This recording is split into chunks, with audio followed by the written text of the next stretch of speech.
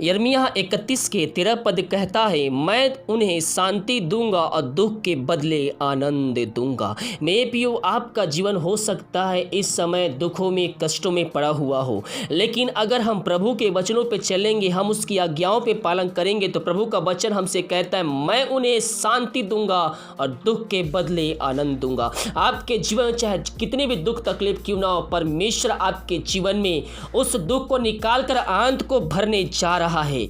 Hallelujah. मेरे प्रियो, ऐसे बहुत बार होता है कि आपको मसीह में आने के बाद आपको ताड़ना मिलता हो, आपको दुख दर्द सहना पड़ता हो, लेकिन प्रभु का वचन कहता है, जकरिया 2:2 में लिखा है, क्योंकि जो तुमको छूता है वह मेरी आँख की पुतली को छूता है। यानी कि जब आप मसीह में आ गए हैं और मसीह में आने के बाद में आपके ऊपर दुख सताव मिल रहा है, तो आपको नहीं बल्कि वो परमेश्वर को दुख दे रहा है। यहाँ कहता है, जो तुमको छूता है वह मेरी आँख की पुतली को छूता है।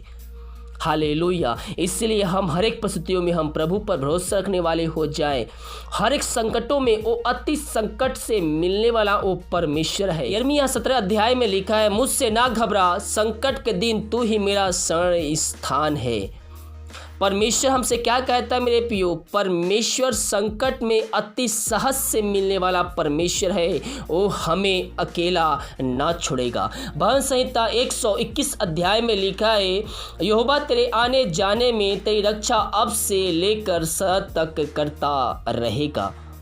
हालेलुया। आप जहाँ कहीं भी जाए, प्रभु से एक छोटी सी प्रार्थना करके जाए।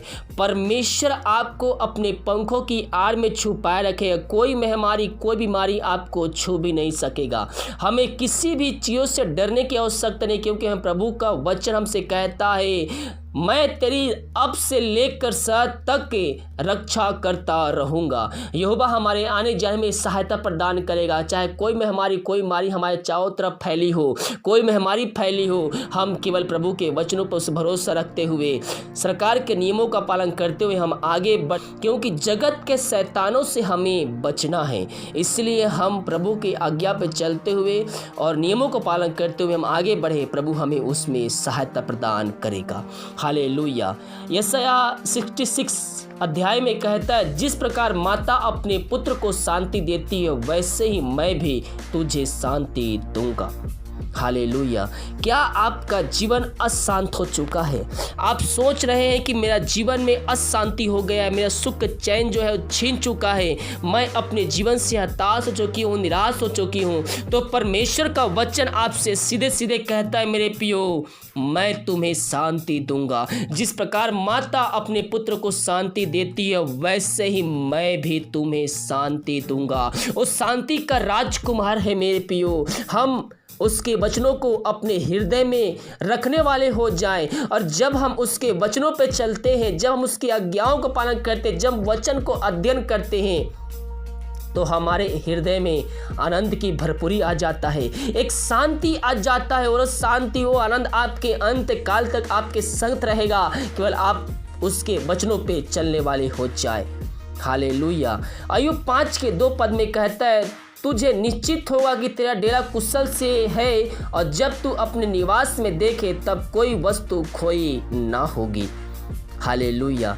इन दिनों भी प्रभु आपसे बातें करना चाहता है और कहता है कि आपके घर में कोई भी वस्तु की घटी कमी ना होगी मेरे प्रियो।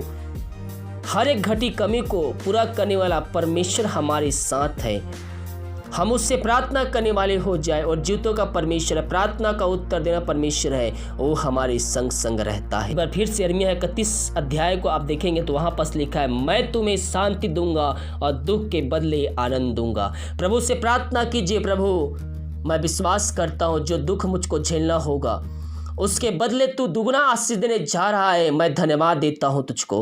प्रभु को उससे दुख के बदले धन्यवाद दीजिए। प्रभु आपको उसमें आशीष दे, क्योंकि जो कुछ भी होता है प्रभु की महिमा के लिए हमारे जीवन में होता है। तो हम उसके वचनों पर चलने वाले, जो उसकी आज्ञाओं पर पालन करने वाले हो जाए, प्रभु हमें उसमें आशीष प्रदान करेगा। इन वचनों की तरह प्रभु हम सबको आशीष प्रदान करे। इस वीडियो को शेयर कीजिए ताकि और भाई बहन लोग इस वचन के द्वारा आशीष को प्राप्त करके अंत जीवन का सहभागी बन जाए। God bless you. प्रभु आप सबको आशीष दे। आमीन।